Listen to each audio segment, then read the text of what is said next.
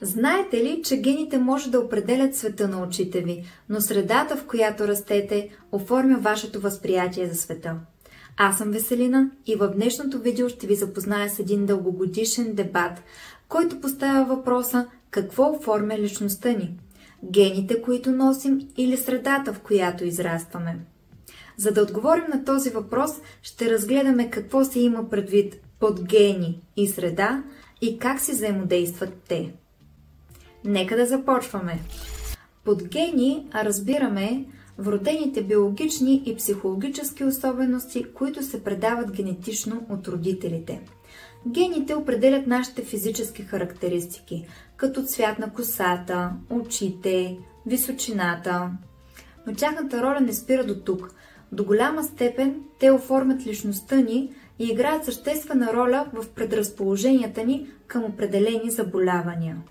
И въпреки, че гените допринасят значително за това, което сме, те не са всичко.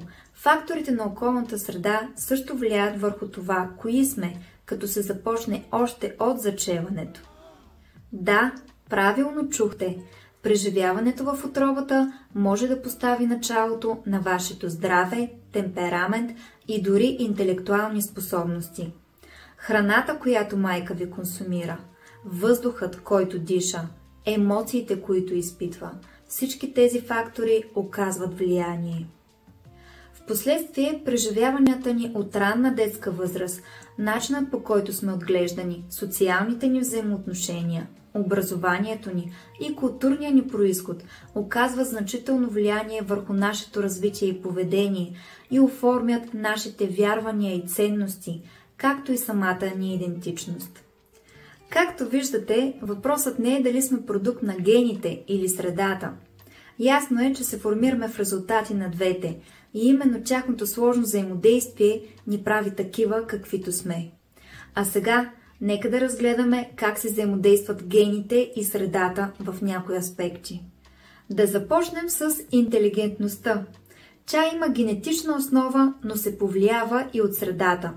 Проучванията са установили, че децата, чиито родители имат висок коефициент на интелигентност, е по-вероятно също да имат по-висок коефициент на интелигентност, но факторите на околната среда също влияят върху развитието и подобряването на интелигентността. Достъпът до качествено образование и когнитивното развитие са от съществено значение.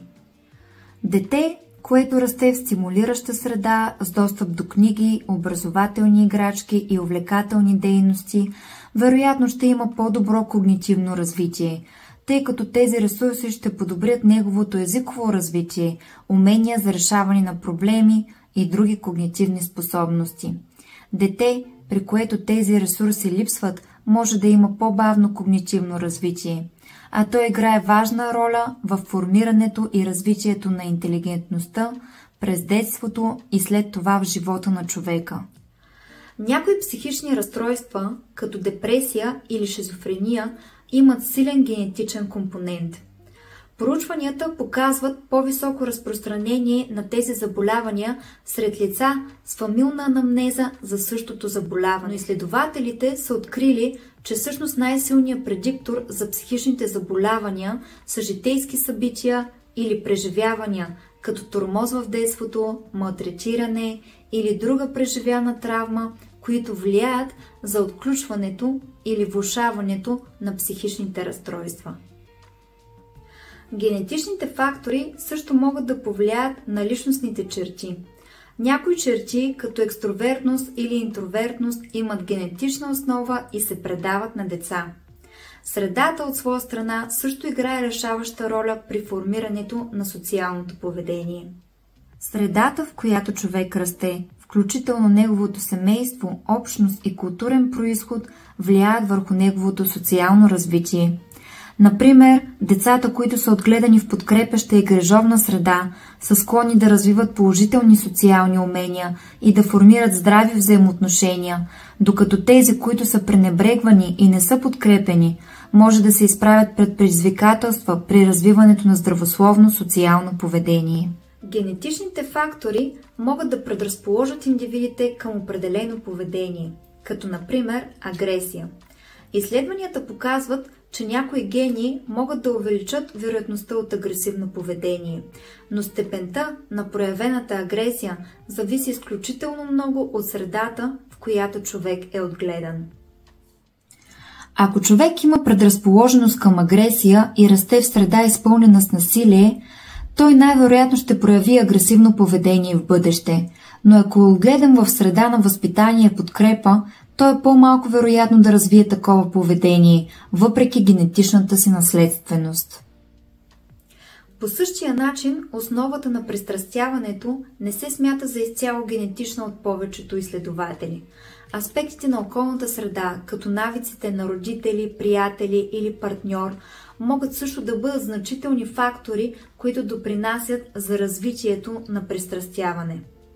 Да, определени гени могат да увеличат уязвимостта на индивида към пристрастяване към вещества като алкохола или наркотиците, но генетичното предразположение към пристрастяване към алкохола, например, ще бъде много по-значимо, ако човек редовно е изложен на прекомерно пиене и ако започне да възприема това като нормална употреба на алкохол.